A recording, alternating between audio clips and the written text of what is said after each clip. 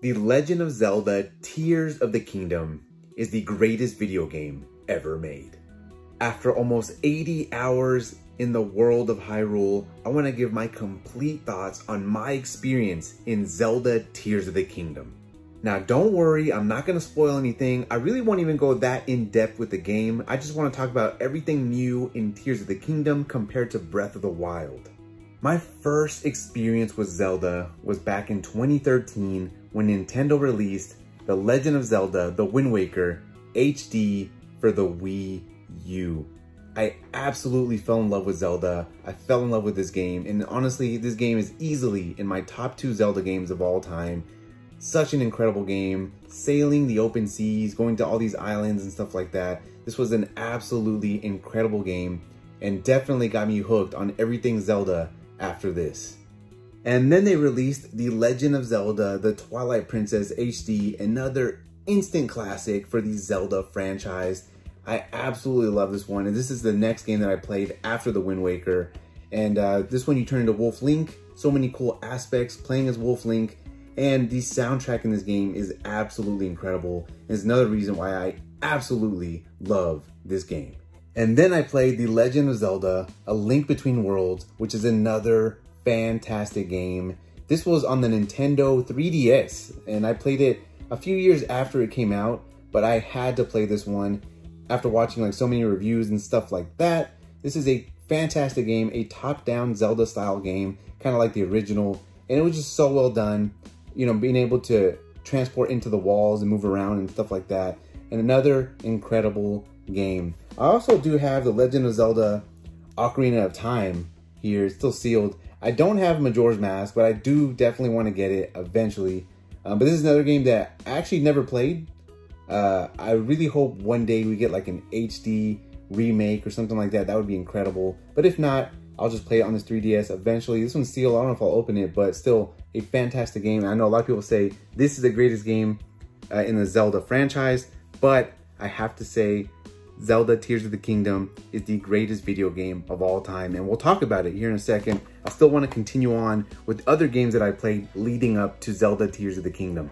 And then I played The Legend of Zelda Link's Awakening, which is a fantastic remake of a Game Boy game ported onto the Nintendo Switch, and this was such a joy to play. The soundtrack was so cute, the art style is fantastic. If this is a Zelda game you haven't played, what are you waiting for? Definitely check this one out. And continuing on with the ports, they released The Legend of Zelda Skyward Sword from the Wii onto the Nintendo Switch, and they adjusted the controls to make it a lot easier to play, and this was absolutely awesome again. Another Zelda game that I didn't play originally, but when it came onto the Switch, I had to get my hands on it, and this one is just absolutely fantastic.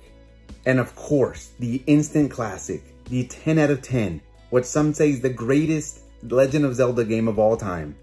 The Legend of Zelda Breath of the Wild was released in 2017 on the Nintendo Switch, and it was absolutely incredible. Such an awesome game, a fluid, open world, so many things to do in this game. And I thought it couldn't get any better until The Legend of Zelda Tears of the Kingdom was released, and this just blew my mind. There's so much to do in this game. It really feels like they made this game with the intention of fully completing it in The Legend of Zelda Tears of the Kingdom. And today, I'm gonna give my complete thoughts of my experience after almost 80 hours of The Legend of Zelda Tears of the Kingdom. So starting off, I'm not gonna get too in depth, but basically you're here again to stop Ganondorf, who has come back to destroy Hyrule. At the beginning of the game, he destroys the Master Sword, but somehow you gain this power into your right arm, and it is called the Ultra Hand. With this hand, you're able to create all kinds of weapons and attach basically any item you can find to each other to create a weapon, to create a vehicle, to create a boat, to create a blimp, to create all kinds of things, bridges, all kinds of stuff. It is crazy how many things you can create with your Ultra Hand. You're able to attach basically anything together over and over and over again to make a bridge, all kinds of stuff. It blew my mind, the creativity of people like on Twitter and stuff like that. It was just absolutely incredible. And this was so cool because the entire game you're going through trying to find the Master Sword, trying to find this power, trying to find out why you have this arm and stuff like that. And it was just so well done. And I absolutely love the fact that you can literally let your mind go and create anything you want to create and stick anything together. And it was just so well done. So you start off the game in a sky island and you basically go through a tutorial to show you the new aspects of the game, how you can attach things with your Ultra Hand and how it will come into play through your entire playthrough. And then you jump off of the sky island and you fall down through the sky and you see the entire world of Hyrule. And it was an absolutely incredible moment. I highly recommend you go to all 15 Skyview towers, which was basically what I did at the very beginning, just so I can unlock the entire map, and that way you don't feel as lost navigating your way through Hyrule. There are 4 main dungeons, which a few of them take place in the Sky Islands, some of them down below, and it's just so much fun. They're so well thought out, and they were so unique that I really had a lot of fun. I literally never felt bored. I fell into this world and just lost track of time at points. It's just so much. There's so much to do. And even after playing 80 hours, I feel like I still have so much I could do as far as side quests. Like any person you walk up to is basically a side quest. It's crazy. There's so much to do in this game. And I still feel like I barely scratched the surface with Zelda Tears of the Kingdom. I then set out to do all 12 Dragon Tier memories.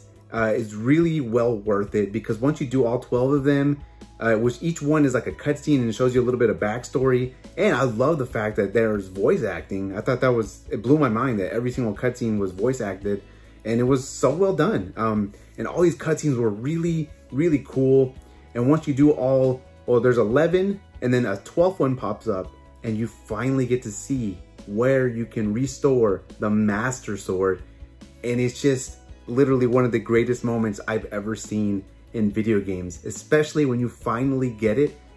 It literally it took my breath away. It was so cool, such an incredible moment. It felt like I felt so accomplished even doing it. It was so awesome. Of course, shrines are back in this game. There's a ton of shrines above, down below, hidden, all kinds of shrines everywhere. I think I read there was like 150 shrines.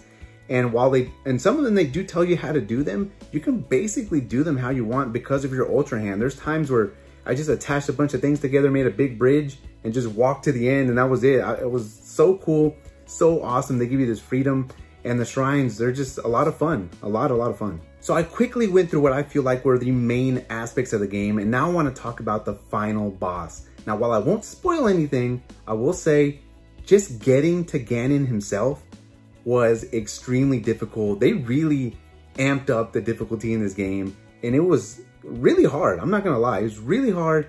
And getting there though, like you really feel a sense of accomplishment. Like I got there and I just felt like, man, I really went through like a lot just to get here. And then you fight him and it feels so cool because I don't want to spoil it. I'm not gonna spoil it. But again, at the end, you fight Ganon and there's another part that just, again, took my breath away.